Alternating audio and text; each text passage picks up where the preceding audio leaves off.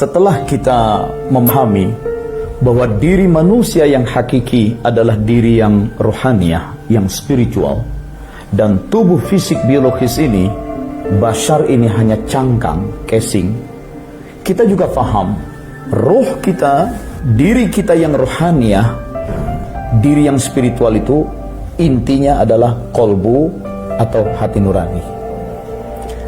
Nah, ketersambungan antara manusia dengan Dia yang Maha Kuasa itu melalui kolbu, melalui hati nuraninya. Di dalam Quran dijelaskan dalam surat Al-Anfal ayat 24, wa'lamu annallaha yahulu bainal mar'i wa qalbi. Ketahuilah olehmu bahwa sesungguhnya Allah, Dia yang Maha Kuasa, yahulu. Agak sulit menerjemahkan yahulu ke dalam bahasa Indonesia. Saya terjemahkan saja berkomunikasi, berinteraksi dengan manusia. Allah, Tuhan yang Maha Kuasa, berinteraksi, berkomunikasi dengan manusia melalui kolbu, melalui hati nurani si manusia itu. Jadi titik connectivity, titik ketersambungan manusia dengan Yang Maha Kuasa itu melalui hati nurani. Dan hati nurani itu adalah pusatnya ruh. Yang agak berat, tantangan utama pada tubuh biologis manusia ini ada yang disebut dengan al-hawa.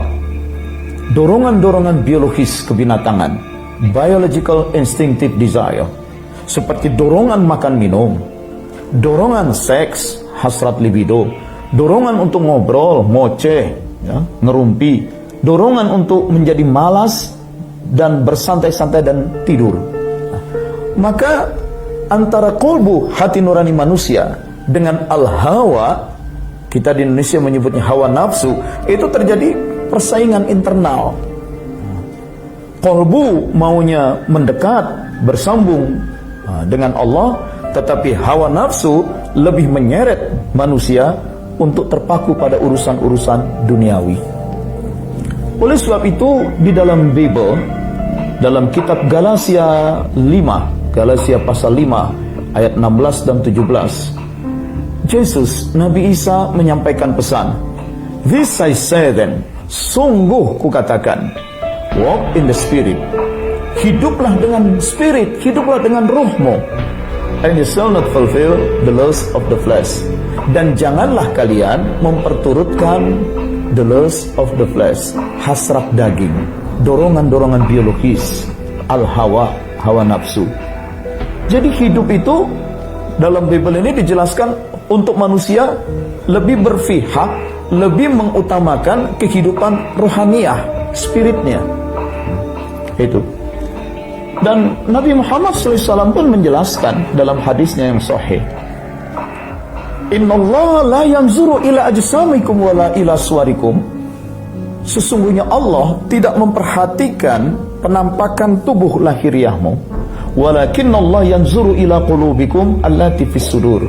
Tetapi Allah terus menatap, memperhatikan kolbu kalian, hati nurani kalian yang berada di dalam dada. Jadi hidup lebih berpihak dan memperturutkan roh dan kolbu yang ada di dalam roh. Karena melalui kolbu itulah terjadi ketersambungan manusia dengan Yang Maha Kuasa. Kembali di dalam Bible, kitab Galatia 5 ayat 17, Yesus, Nabi Isa pun berpesan, kenapa orang harus lebih memihak keinginan ruh, keinginan kolbu daripada memperturutkan keinginan tubuh biologis. Di ayat 17, sebab keinginan daging berlawanan dengan keinginan ruh, dan keinginan ruh berlawanan dengan keinginan daging, karena keduanya bertentangan, sehingga kamu tidak bisa melakukan apa yang kamu kehendaki. Keinginan daging, bahasa Arab menyebut al-hawa, biological instinctive desire, dorongan-dorongan biologis, dorongan makan minum, dorongan seks, dorongan ngoceh, berbual, dorongan untuk bermalas-malas dan tidur. Dan ada keinginan di dalam ruh, al-iradah, niat-niat baik, cita-cita moral, keluhuran yang sudah Allah tanamkan secara built-in. Bahkan dalam Bible dikatakan itu ada citra Tuhan di situ. Antara hati nurani, kolbu, dengan tubuh, hawa nafsu yang ada di tubuh bersaing. Ini yang sering menghambat manusia itu untuk sulit naik dan bersambung dengan Yang Maha Kuasa. Oleh sebab itu, langkah untuk being connected, langkah untuk membuat diri kita tersambung dengan Dia adalah yang pertama, cleansing, pembersihan. Bersihkan kolbu, bersihkan ruh dari tarikan hawa nafsu dan kotoran-kotoran kolbu itu sendiri. Teman-teman pastor Katolik itu kalau sedang ceramah, saya perhatikan mereka suka menyelenggarakan kebaktian yang judulnya langkah-langkahnya via purgativa, via illuminativa, dan via unitiva. Jadi langkah pertamanya purgativa. Itu bahasa Itali. Kalau bahasa Inggrisnya purging. Ya. Kita kalau di komputer mau ngeprint, printernya ada trouble, maka data yang sudah kita kirim ke printer itu kita purge dulu. Kita kikis habis. Dia lebih dalam daripada cleansing, ya, via purgativa. Kalau dalam dunia tasawuf Islam itu disebut dengan takhalli, pengosongan, zeroing. Kolbu, hati nurani harus dibersihkan, dikosongkan dari segala apapun, ketertarikan kepada apapun, kecuali kesadaran akan adanya Dia. Purgativa, takhalli. Dalam Islam itu dengan zikir la ilaha illallah, la ilaha illallah. Namun dalam proses kehidupan spiritual, manusia itu memiliki hambatan-hambatan. Hambatan pertama dalam membangun connectivity spiritualitas adalah paradigma itu sendiri. Bagi orang yang masih menganggap dirinya adalah tubuhnya, dan tubuh manusia, diri manusia ini dianggap sebagai pusat segala-galanya, dia masih terjebak oleh faham anthropocentrism. Antropo itu manusia, center itu pusat, ya. Isma itu faham. Anthropocentrisme, faham bahwa manusia adalah pusat kehidupan, diriku adalah pusat kehidupanku. Nah, orang yang seperti ini akan sulit mengembangkan spiritualitas. Nah, justru dia harus paham, pusat kehidupanku bukan aku, pusat kehidupanku justru Dia, Allah, Tuhan yang Maha Kuasa. Karena diriku juga bersumber dari sana. Nah, diriku yang hakiki adalah diri yang rohaniah, yang dihadirkan dari sisi Tuhan yang Maha Kuasa, hadir di dalam tubuh. Itu ruh hadir di dalam tubuh di dunia ini, hidup dengan fasilitas dari Tuhan yang Maha Kuasa. Dan setelah tubuh ini mati, maka aku yang rohaniah akan kembali menghadap Dia yang rohaniah. Jadi jangan jadikan diri kita ini sebagai pusat segala-galanya. Kita akan jadi frustasi menghadapi hidup, mengandalkan potensi diri, mengandalkan diri hanya sebagai pusat. Itu bisa membuat kita mudah frustasi. Geser paradigmanya. Dialah pusat kehidupan kita. Yang kedua, hambatan kedua adalah al-hawa, hawa nafsu. Hawa nafsu, dorongan-dorongan biologis, itu bisa menyeret kesadaran spiritual manusia sehingga terjebak hanya untuk mengejar hal-hal yang sifatnya kematerian, keduniawian jangka pendek.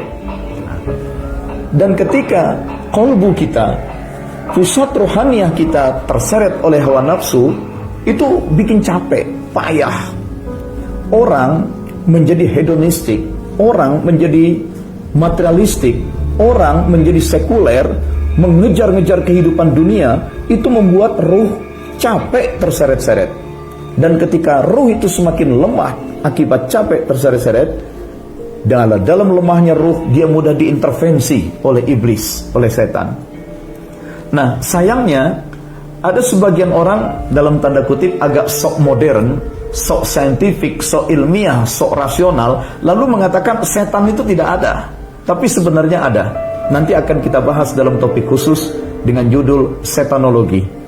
Nah, sementara bahwa makhluk jahat itu memang ada, dan dalam kitab-kitab suci, khususnya dalam Quran, dikatakan inna syaitana lakum aduwwan mubina. Setan itu sungguh musuh yang nyata. Jadi kalau sampai ada orang berpendapat setan itu tidak ada, jangan-jangan dia sudah terkena pengaruh ajaran setan. Musuh kok ditiadakan. Terakhir yang keempat, problem diri. Setelah hambatan yang pertama, paradigma yang menganggap diri manusia adalah pusat segala-galanya, antroposentrik, ini digeser. Bukan kita yang menjadi pusat kehidupan ini, tetapi Dia yang Maha Kuasa. Yang kedua, hambatan adalah hawa nafsu. Kalau itu bisa kita kendalikan dengan latihan-latihan. Dan yang ketiga, kalau kita bisa membentengi diri dari pengaruh iblis, pengaruh setan, perlu yang keempat kita cermati adalah kekotoran jiwa itu sendiri. Jiwa yang kotor, kalbu yang kotor, berisi dendam, dengki, kebencian, kecemburuan, itu juga akan membuat spiritualitas kita menjadi rusak. Karena itu diperlukan metode latihan-latihan untuk mengendalikan 4 problem diri ini, 4 rintangan utama dalam manusia mengembangkan spiritualitasnya, dalam manusia menjaga konektivitinya dengan Yang Maha Kuasa. Dan apa latihannya terhadap 4 itu? Kita lihat pada episode yang lain.